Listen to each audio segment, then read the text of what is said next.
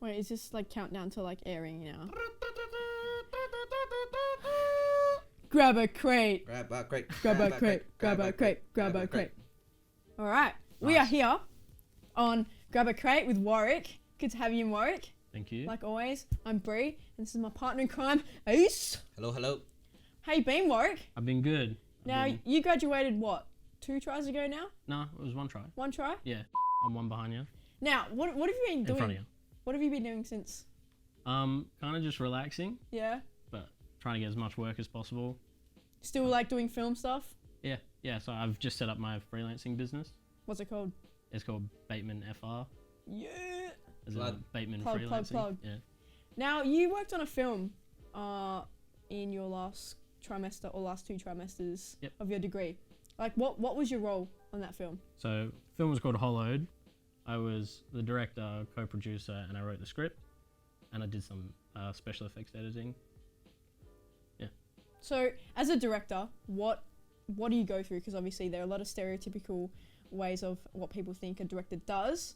What is the main role that you did on the film as a director? Well, a lot of people think the director kind of runs the whole show, but really the director's main job is supposed to be the actors and how the actors like portray the emotion on camera. Yeah. Rather than paying attention to running the whole set. There's supposed to be other crew to do that. That's pretty much it. Just huge focus on the actors and the end result of the film. Now, what was it like being on set? So, like, how many days did you film? What was the environment like? What was the crew and the actors like? Because So- obviously you're spending a lot of time together. Yeah. No, it was fun. We had a really, really good time on set. And my job was really easy because we had a really, really good crew. So we had Anthony. He was our... Oh, God. I'm going to embarrass myself in front of Anthony. I've forgotten his role. What was he doing? I think he was working with the clapper and he was doing our photography as well on set. Yeah. So the clapper is the market. Yep. We had Liam, really good audio guy. You know Liam. He was full head of audio, and we had Ace and Patrick on audio Ace as well. was featured on there. Yeah. Oof. No. Big oof. Couple of good days with Ace. Yeah. And then we had really good first AD. So the first AD pretty much runs the shop, makes sure we're sticking to the right schedule. We're going to get it all done at the end of the day. So that's a huge role that people think the kind of director is involved with, but I kind of just stick to his schedule and make sure it all gets done. And then we had... That's it. No, the DOP, of course, the cameraman. Can't forget the cameraman. Yeah, that's Brandon. So me and the cameraman are kind of the closest on set, or try to be anyway. We're the ones communicating, kind of making sure the story gets told. But I didn't really have any issues with anyone during production. Had a pretty strong team. Yeah, it was really good, like really helpful. As everyone says that's been involved, it's kind of like a blessing to be on a set like we ran. It was good. Now, talk about the script. Yeah. How did you come about the idea? Like, what were your main influences? Yeah, so I'm a big fan of James Wan. James Wan is this Asian Australian director. He did The Conjuring and Insidious and Saw. So he's a big director. And he focused on horrors, obviously. So I knew I wanted to do something scary, at first anyway. And my original idea actually was going to be shot down in Boston, down in the bush. And it was originally about a man who had lost his family. And he goes, they had died in the forest. And he goes to, as like a remembrance, a year after they had died, to the same location. And he ends up becoming deranged and lost in the forest, and he slowly starts turning into this creature.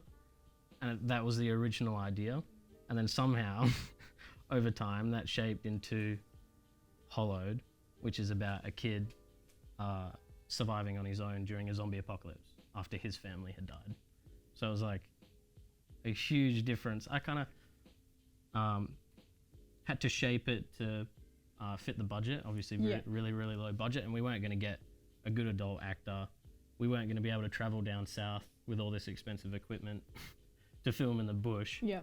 And it was just unrealistic, really, especially with the effects wanting to turn him into a creature. That wasn't going to happen. So yeah, I kind of slowly adapted it to use younger actors, less makeup, and a much closer location. Alright, cool. So apart from one, and his style of filming movies, where else do you pull inspiration and influence from? Like where do you think your writing comes from? Or, My writing, yeah, I like to think that it just comes from me personally, yeah, but James Wan is just a Yeah. huge influence. Tim Burton, I really like his stuff.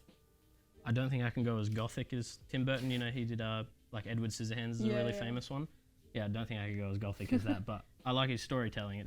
It's unique, and it's always about like a solo character. Like Tim Burton's a good example, just focusing on a solo character that is kind of is a lot more quirky than my one in the film, but kind of separated from society, and yeah, you get to like this person that's different to everyone else. And with my character in the film, he's a mute character, so it's a little bit unique. So there's a bit of Tim Burton, a bit of James Wan, yeah.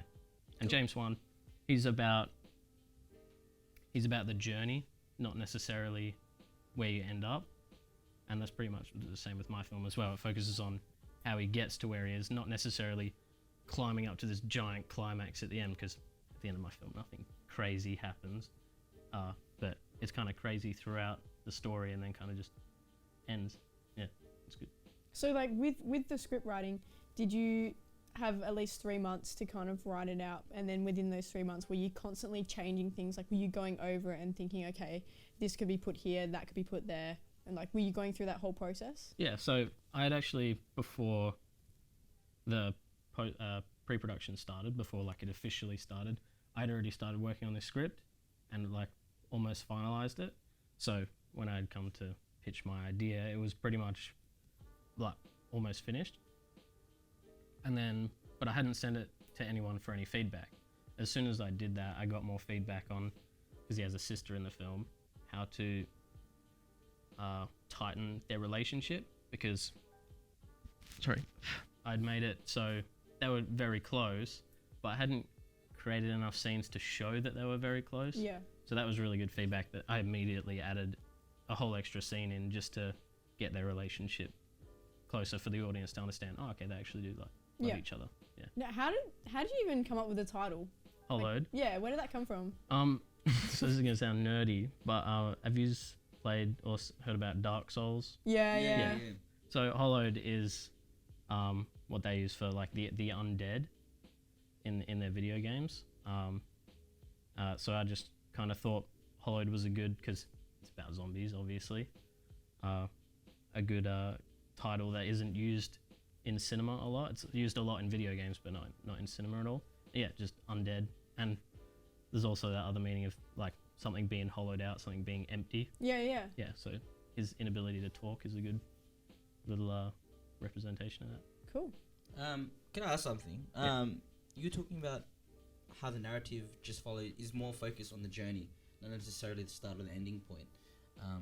I remember you telling me that your film was like this kind of art house style. Art house. I So kept telling everyone. Maybe you could explain something about that. Like, it's not a very common term for most people. Yeah. So, yeah, art house is not necessarily it's not like Hollywood worthy kind of.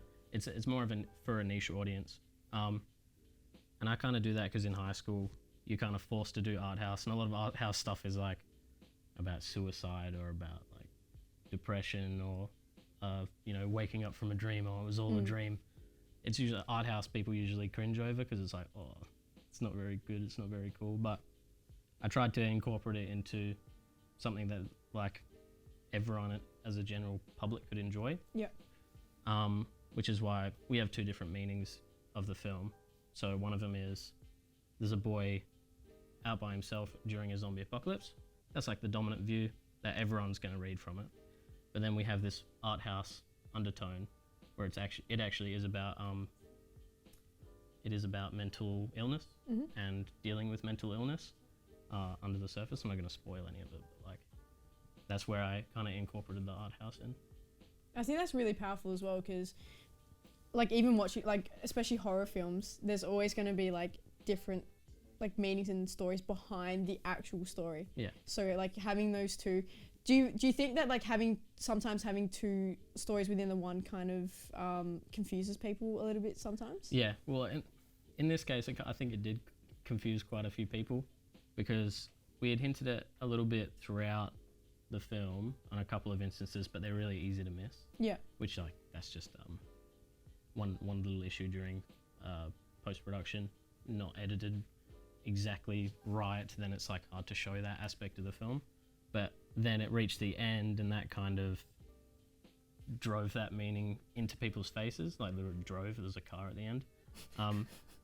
Into people's faces, and I think that might have confused them a little bit. And was kind of like, wait, what just happened? Yeah, now I don't understand the story at all, kind of thing. Yeah, I get that. But it's a little that comes with art house films. Yeah, let's talk about the post-production side. Like now, I know post-production can be very, very stressful. Yeah. So how long were you guys in the post-production stage, and like, did you have any like main challenges that you faced whilst in post-production? Yeah, so I really like post-production. Like this is my first like proper directing role with like a crew. The only other things I've directed I did by myself.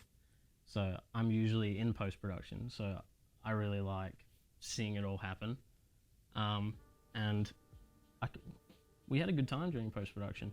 We had like a little hiccup with not getting the edit out exactly on time for our schedule, but we caught up and we got it done. It was my first time working with like proper audio equipment. So we had Liam in there in post-production doing all these crazy Foley work, and we had Matthew Moore, our composer. I forgot to mention him earlier. He did an awesome composition for the film. And I pretty much just got to kind of sit back and watch the magic happen in front of me with the rest of the crew, just making sure it was obviously to what I wanted. Yeah. But most of the time they'd come up with something and I thought it was awesome, and we kept it in. So in post-production, there's a lot of editing, and working with audio, you were saying, was quite easy. Yeah, because I didn't really have to. Or do you feel that sometimes there's a clash of creativity there in films? Sometimes there might be a clash of creativity, especially if you have someone in audio that's worked in audio a lot and an amateur director, then there might be a bit of conflict with the director wanting something and the audio people not being able to pull it off. Yeah. Or like, oh, we can do something a lot better quality than that. And it's just about communication. Like as long as you chat to each other. At the end of the day, it's kind of like the director's say is kind of the last say. Yeah. But the audio guys, obviously they continuously input and suggest ideas. That's good. Like you want them to. Yeah. So there shouldn't be really a clash or conflict of interest. It's pretty much do what your boss says, and if he doesn't like it, he doesn't like it, you know. Yeah. No, okay. I see. Yeah. All right. So in terms of moving forward with your film, like what are you going to be doing? Are you going to be entering in like film festivals? Like what's the go there? Yeah. So because it's like 20-something minutes long at the moment, I don't think there's many film festivals that accept films over 15 minutes. So it's usually 15 minutes or less. And the Monster Film Festival is coming up soon. They've just extended their submission date till the end of August. So we need to do a little re-edit of Hollowed because it's too long. Yeah. And see if we can submit it into that. My actor actually sent the link to me, our main actor that we were working with, and he was like, submit it into there. Because obviously he wants his face out. Yeah, he's excited. Yeah. Yeah, cool. No, that's awesome. Are you wanting to, in terms of like moving forward with your career, are you wanting to kind of jump into that director role for future projects with films and stuff like that? Hopefully. Yeah. I'm talking like further, like 10, 15 years down the track maybe, but for now I'm just freelancing. Got to save up for more equipment, and then I can start doing projects by myself rather than hiring myself up to other production companies who already have all the equipment. And then from there I just got to try and earn as much money as possible and write some really good scripts and try and sell them and go to as many festivals and meetups as possible, because like the more people you know, obviously the faster you can grow. Have you been to networking I haven't events? been to any. That's like my one flaw, especially if you want to become a director. I don't go to many festivals. I don't go to many media meetups or anything like that. I gotta start doing that. Yeah, sweet. All right.